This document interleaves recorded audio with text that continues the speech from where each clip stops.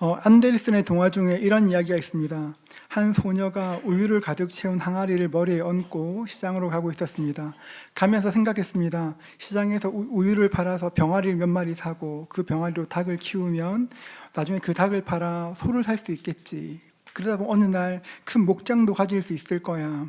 목장을 가지면 멋진 청년이 와서 나에게 청혼하겠지.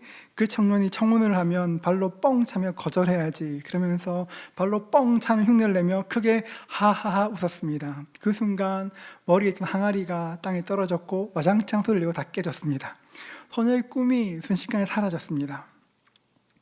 꿈을 꾸는 것, 미래에 대해 어떤 그림 그리는 것은 굉장히 중요한 일입니다. 그러나 소녀처럼 너무 앞서 나가거나 아무것도 하지 않으면 그 꿈은 결국 환상으로 사라지게 됩니다.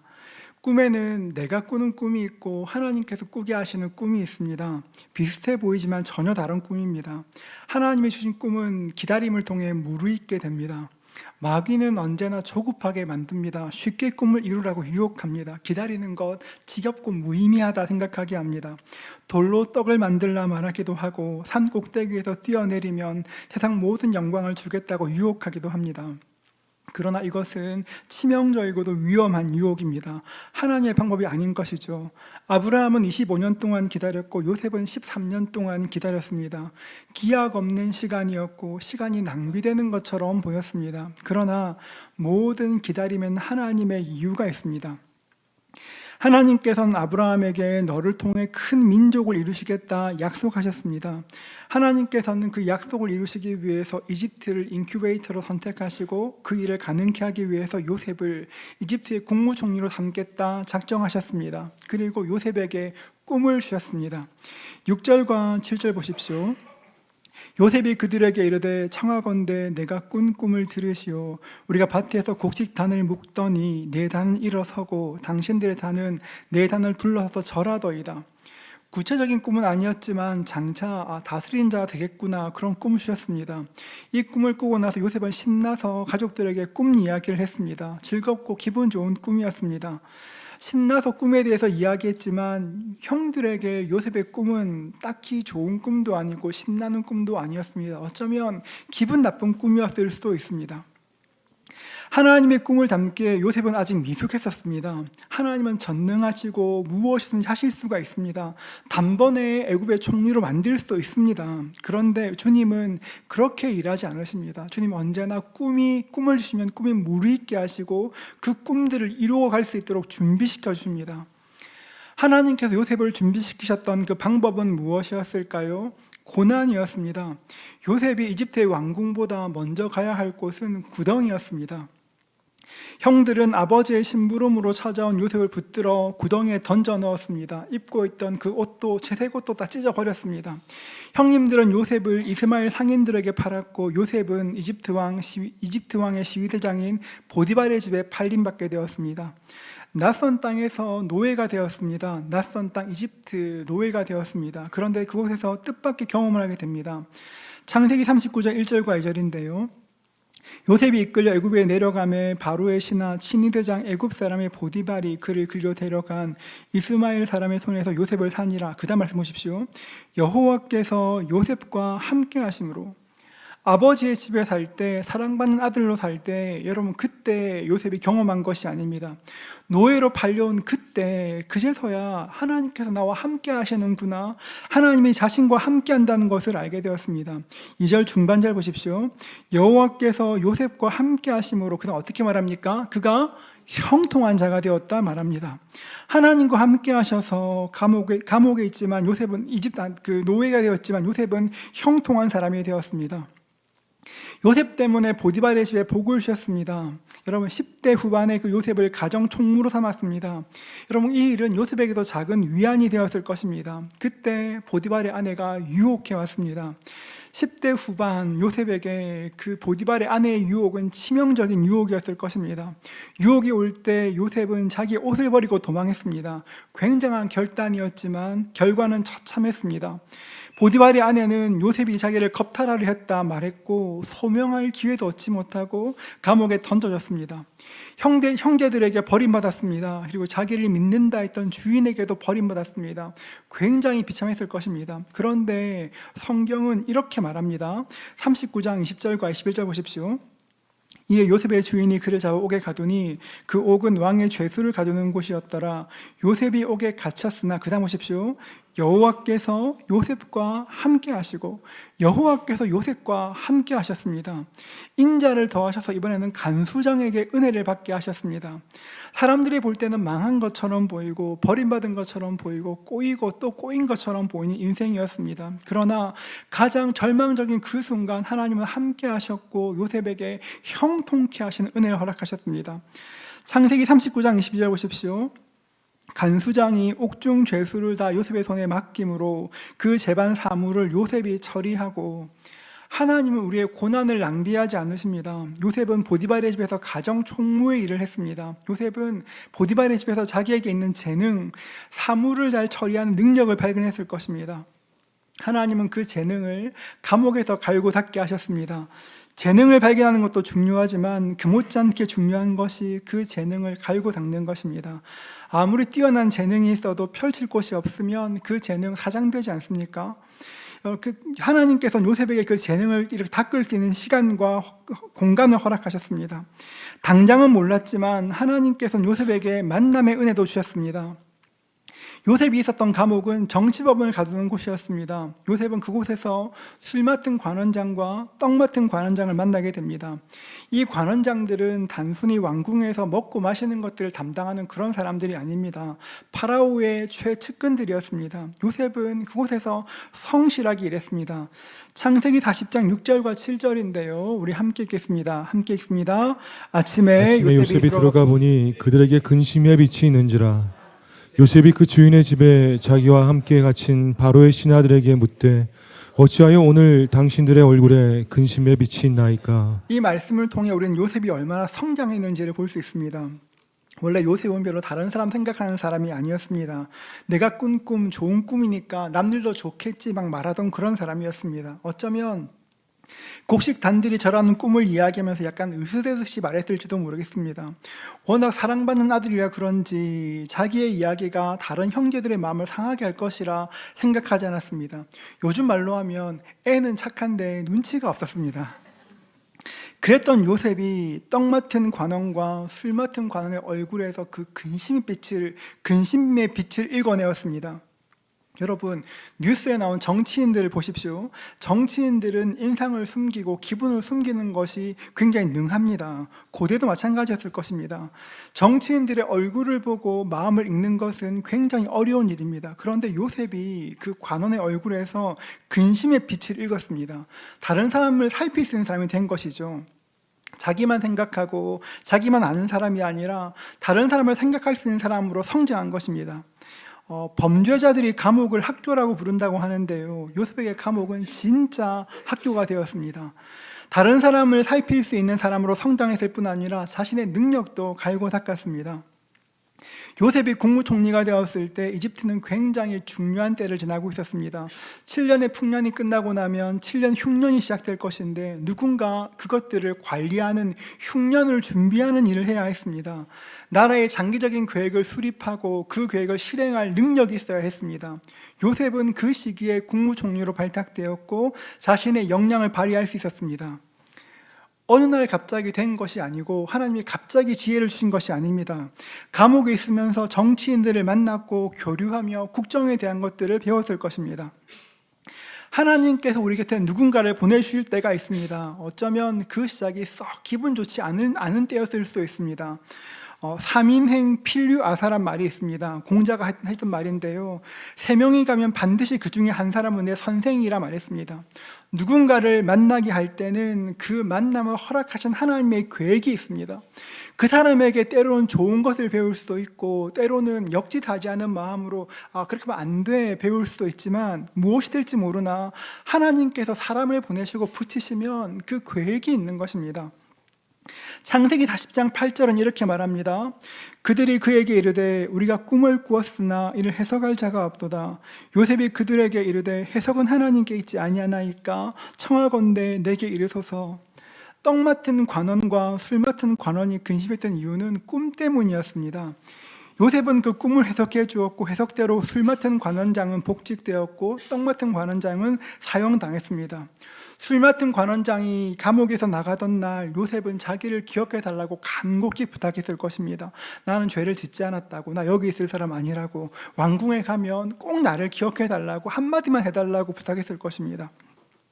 술 맡은 관원장이 감옥에서 나가는 그날부터 요셉은 소식을 기다렸습니다. 내가 도와줬으니까 도와주겠지, 그 사람 나 기억해 주겠지, 희망을 품고 기다렸을 것입니다. 하지만 슬프게도 안타깝게도 술 맡은 관원장은 요셉을 기억하지 못했습니다. 40장 23절 보십시오. 술 맡은 관원장이 요셉을 기억하지 못하고 그를 잊었더라. 그를 잊었다고 말했습니다. 아무리 기다려도 소식이 오지 않을 때 얼마나 비참하고 힘들었을까요? 요셉은 마치 어둠 속에 버려진 것만 같았을 것입니다.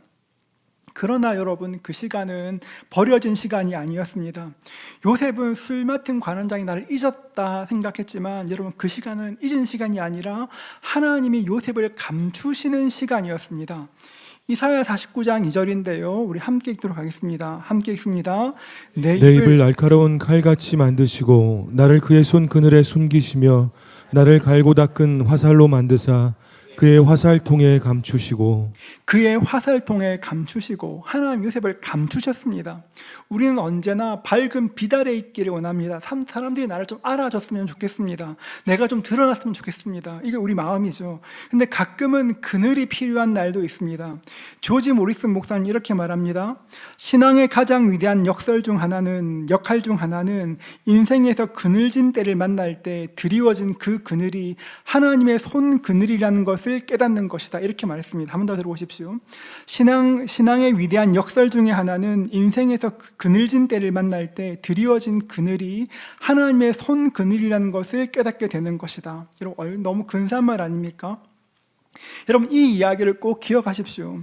우리에게 그늘이 드려졌을 때 그 그늘은 그냥 드려진 그늘이 아니라 때때로 하나님의 손 그늘일 때가 있습니다. 하나님이 가리시는 그늘인 것이죠. 우리가 온전히 성숙할 때까지, 우리가 배워야 될 교훈들을 배우기까지 하나님은 그늘 아래 두시고 우리를 이렇게 성숙해 만들어 가시는 것입니다. 요셉은 상상조차 할 수 없었지만 술 맡은 관원장이 요셉을 잊은 것도 하나님의 놀라운 계획이었습니다. 요셉은 그렇게 감옥에서 2년을 보내었습니다. 창세기 41장 1절을 보십시오. 이렇게 말합니다. 만 2년 후에 바로가 꿈을 꾼즉 자기가 나일 강가에 서 있는데, 만 2년 후에, 여러분 성경을 읽을 때 이렇게 시간과 관계된 말이 나오면 유심히 살펴야 합니다. 만 2년 후에, 이 말이 뜻하는 것이 무엇일까요?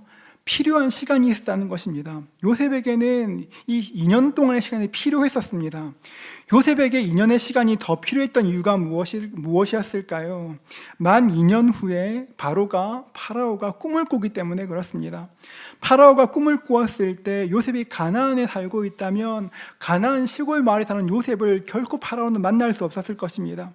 2년의 기다림, 무척 억울하고 희망 없는 시간처럼 보였겠지만 어쩌면 인생에서 가장 절망적인 순간처럼 느껴졌겠지만 하나님께서 이를 이루시기 위해서는 반드시 그 시간이 필요했던 것입니다. 우리는 때때로 우리가 우리 인생을 가장 잘 안다고 생각합니다. 우리 인생 내가 제일 잘 알지, 지금 나에게 필요한 건 내가 제일 잘 알지 생각합니다. 자녀들도 마찬가지입니다. 내가 자녀들에게 내가 가장 좋은 거 줄 수 있지, 내가 아이들에게 가장 좋은 길을 갈 수 있도록 그 길을 내가 열어주고 도와줘야 된다고 생각합니다. 여러분, 그러나 분명한 것은 우리는 우리의 인생을 알 수 없고 우리 자녀들의 인생도 알 수 없습니다. 우리는 우리의 인생도 알 수 없고 자녀들의 인생도 알 수 없습니다. 최근 서울시 교육청 연구정보원과 관련 연구기관들의 발표에 의하면 초등학생들의 불안 및 우울 지표가 지난 3년 동안 지속적으로 유의미하게 상승하고 있다고 합니다. 초등학생들이 청소년들보다 훨씬 더 우울하고 불안해한다는 것입니다. 그러면서 기사를 검색하다가 학교에 대한 기사 몇 가지를 읽게 되었습니다.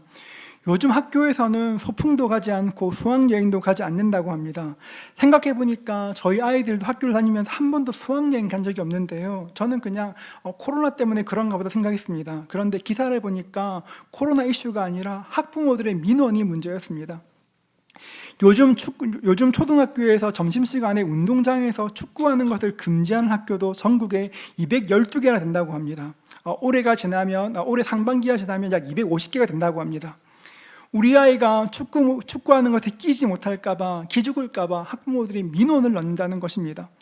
운동에도 마찬가지인데요. 요즘 운동에는 무조건 무승부라고 합니다. 한쪽이 이기고 한쪽이 지면 감정이 상하니까 어떻게든 무승부로 끝낸다고 합니다. 제가 이 기사를 읽으면서 사실 부모님들의 마음도 충분히 이해되었습니다. 아이가 이런 일 때문에 기죽고 의기소침해하는 거 보면 마음이 아픕니다. 운동회를 할 때 아이가 실수해서 다른 사람들에게 비난받으면 정말 화가 납니다. 그럴 수 있죠, 여러분. 충분히 이해합니다. 그러나 패배의 눈물 없이는 승리의 감격도 없습니다. 질 줄 몰라니까 어떻게 이길 줄 알겠습니까? 언제나 이긴 인생은 존재하지 않습니다. 우리 교회에 군대에서 나라를 위해서 일하시는 성도님이 계십니다. 중대장으로 일할 때인데 카페인지 어떤 사이트인지 잘 모르겠는데 그곳에 매일 그 내무반의 실내 온도를 기록해야 된다고 합니다. 그러니까 어떤 날이 되면 어느 병사의 어머니께 연락이 온다고 합니다. 아이가 추워하니까 조금 더 온도 높여달라고. 진짜 온다고 합니다. 제가 제자훈련 때 이 얘기 나누었더니만 어느 형제님께서 그런 말씀하셨습니다. 회사에 결근할 때도 엄마가 자녀 대신 전화한다고 합니다. 오늘 아이가 아파서 결근한다고, 양해해달라고, 이런 전화한다고 합니다. 부모들에게는 아이들의 장래를 걱정하는 마음이 있습니다. 자녀들의 장래를 걱정하는 마음이 있습니다. 가능한 변수가 없도록 통제하고 싶은 마음이 있습니다. 자녀들이 조금이라도 좋은 길을 선택하도록 돕고 싶은 그 마음 당연히 있습니다. 알죠, 여러분? 다 똑같은 마음 아니겠습니까? 그런데 중요한 것은 그 마음이 옳은 마음인지는 모른다는 것입니다. 불과 3, 4년 전에 학교마다 코딩 교육이 대세였습니다. 코딩만 하면 앞으로 미래는 걱정 없다고, 이게 우리나라 전체 분위기였습니다. 지금은 어떻습니까? 현업에 계신 성도님들의 이야기를 들어보면 그런 것들 거의 다 AI가 한다고 합니다. 예전에 AI에 대해서 막 이야기할 때 AI가 절대 대체하지 못하는 것이 있는데 미술과 음악이라 말했습니다. 그런데 그런 예술적인 일에서 가장 큰 변화가 일어나고 있습니다. 요즘은 프롬프트 몇 줄만 집어넣으면 기가 막히게 그림을 그려줍니다. 정말 근사하게 그립니다. 노래도 마찬가지입니다. 우리 교회 주일학교도 AI를 통해서 노래를 만들어 사용하곤 합니다. 세상이 정말 빠르게 변하고 있습니다. 변화되는 이 시대에 조금이라도 앞서가는 자녀로 만들기 위해서 부모들은 아이를 통제하고 컨트롤하려고 합니다. 그런데 우리가 알아야 될 것이 무엇입니까? 우리는 우리 자녀들에게 가장 좋은 것이 무엇인지를 모른다는 것입니다. 내가 지금 최선을 다해 지도하지만 그 길이 정말 좋은 길이 될 것인지 끝까지 좋은 길이 될지를 아무도 모른다는 것입니다. 여러분, 물론 모르니까 손 놓고 있어야지 그런 이야기 아닙니다. 통제의 주도권을 바꿔야 된다는 것입니다. 부모가 아이들의 인생을 통제하는 것이 아니라, 부모가 아이들을 컨트롤하는 것이 아니라 하나님께서 우리의 아이들을 통제하시도록, 하나님께서 우리 아이들을 컨트롤하시도록 하나님의 다스림 가운데 있기를 기도하며 이끌어가는 것이 부모가 해야 될 일인 것입니다. 여러분, 요셉이 요셉된 것, 이집트의 총리가 된 것이 부모가 어릴 때부터 이집트에 교육을 시켜 된 것이 아닙니다. 하나님께서 요셉의 인생을 이끌어 가셨기 때문에 그 일이 이루어진 것이죠. 성경에서 왕이 명령해서 요셉이 국무총리가 되었습니다. 그러니까 성경 읽다 보면 이거 누구나 왕이 그냥 시키면 되는 거 아니야? 생각이 들 수도 있습니다. 여러분, 당시에도 국무총리가 된다는 것은, 나라의 실질적인 2인자가 된다는 것은 굉장히 힘든 일이었습니다. 여러분, 놀라운 것은 요셉 당시에도 이집트에 공무원 입시 학원이 있었습니다. 실제로 있었습니다. 다니엘 때도 그렇습니다. 다니엘 때도 실제로 공무원 학교가 있었습니다. 국무총리 같은 직책을 맡기 위해서는 좋은 성적만 필요한 것이 아니라 유력한 가문도 필요했습니다. 보증할 가문이 있어야 할 수 있었습니다. 지금과 비교하면 평범한 사람이 국무총리가 되는 것은 지금보다 훨씬 어려운 일이었습니다. 그럼에도 불구하고 요셉이 나라의 2인자가 되었던 것은 하나님의 통제 아래에 있었기 때문에, 하나님의 다스림 가운데 있었기 때문에 그 일이 이루어졌던 것입니다. 얼마 전 유퀴즈를 보았습니다. 유퀴즈를 보았는데요, 인지심리학자인 김경일 교수가 우리나라에서 가장 설득력 있는 말이 너 빼고 다 있어, 이 말이라고 합니다. 유사한 말로 나 빼고 다 개 있어, 뭐 이런 거 하지 않습니까? 너 빼고 다 있어, 이런 말 들으면 나도 해야 될 것 같습니다. 나도 꼭 있어야 될 것 같습니다. 우리 애 빼고 다른 애 다 해, 이런 이야기 들으면 나도 뭔가 좀 해줘야 될 것 같습니다. 우리 애 빼고 다른 애들 다 해, 이런 마음 들 때 어떻게 해야 될까 여러분? 어떻게 해줄까, 어떻게 도와줄까 하는 것이 아닙니다. 그때는 다른 아이들과 비교하는 것이 아니라, 다른 엄마들과 비교하는 것이 아니라, 그래서 내가 뭘 더 해야 될까 고민하는 것이 아니라, 어떻게 하나님께 맡겨드릴 수 있을까, 어떻게 하나님과 의논할 수 있을까, 하나님의 최선은 무엇일까, 그에 대한 고민이 없다면 내가 애쓰고 통제하는 것이 아무도 그 결과를 모르는 것입니다. 우리는 하나님의 뜻을 헤아리며 아이들을 양육해 나가야 됩니다. 여러분, 누구에게나 기다림의 시간은 고통스럽습니다. 우리 자녀들이 시간을 낭비하는 것처럼 보이면, 무작정 기다리는 것처럼 보이면 더 고통스럽습니다. 여러분, 그럴 때 우리가 기억해야 될 것이 무엇입니까? 하나님의 통제 아래에 그 아이가 있지, 그 아이를 믿고 기다리는 것입니다. 아니, 하나님의 손을 기다리는 것입니다. 야고보서 4장 14절은 이렇게 말합니다. 우리 함께 읽겠습니다. 같이 읽습니다. 내일 일을 너희가 알지 못하는도다. 너희 생명이 무엇이냐? 너희는 잠깐 보이다가 없어지는 안개니라. 우리는 모릅니다, 여러분. 내일 일을 알 수 없습니다. 속상해하지 말고 우리의 아이들을 하나님께 맡겨드려야 되는 것입니다. 사람들은 많이 고민하지만 하나님께 맡겨드리지 않습니다. 한숨 쉬며 잠 못 이루는 밤 지날 때가 많습니다. 아이 때문에 한숨 쉬는 밤 참 많습니다. 그런데 놀랍게도 조금만 아이의 상태가 좋아지면 잠 못 이루지 못했던 그 밤을 너무 쉽게 잊어버립니다. 여러분, 그렇기 때문에 우리는 계속 기도해야 되는 것이죠. 교회에서 손이음 기도회가 시작되었습니다. 여러분, 우리 가정을 위해 기도하는 것인데요, 함께 기도해 주십시오. 새벽에 교회 오실 때, 다락방 오실 때 10분만 일찍 오셔서 몇 장 꺼내가지고 가셔서 그 가정 위해 기도해 주십시오. 여러분, 그냥 퇴근하실 때 잠깐 교회 들으셔가지고 몇 장 꺼내서 읽고 기도해 주십시오. 함께 기도할 때 주님 일하시는 것입니다. 전도서 4장 12절은 이렇게 말합니다. 함께 읽습니다. 한 사람이면 패하겠거니와 두 사람이면 맞설 수 있나니 세 겹줄은 쉽게 끊어지지 아니하느니라. 우리의 연합된 기도를 통해 하나님의 일하심을 보게 되는 것입니다. 여러분, 함께 기도하실 수 있기를 주의 이름으로 축복합니다. 여러분, 이렇게 아멘 하실 겁니까? 한 번 더 하겠습니다. 함께 기도할 수 있기를 주의 이름으로 축복합니다. 아멘. 여러분, 함께 기도할 때 함께 응답되는 것입니다.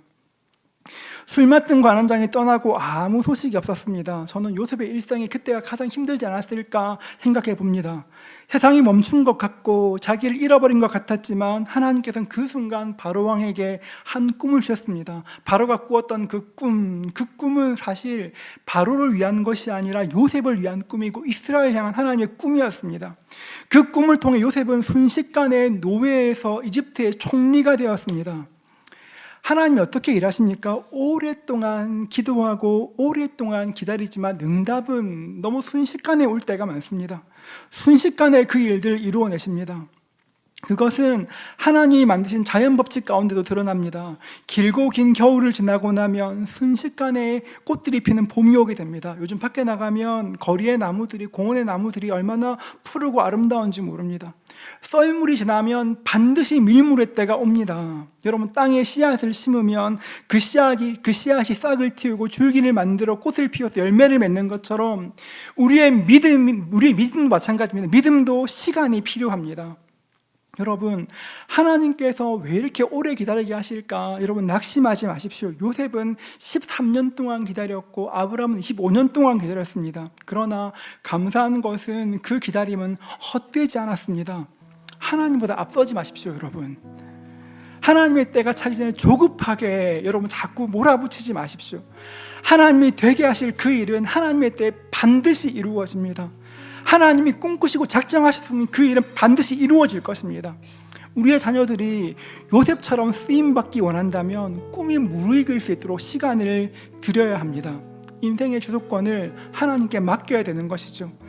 내가 우리 아이의 인생을 끌어가는 것이 아니라, 내가 내 인생을 걸어가는 것이 아니라 하나님과 함께 그 길을 갈 수 있어야 합니다. 기다리는 것 정말 고통스러운 일입니다.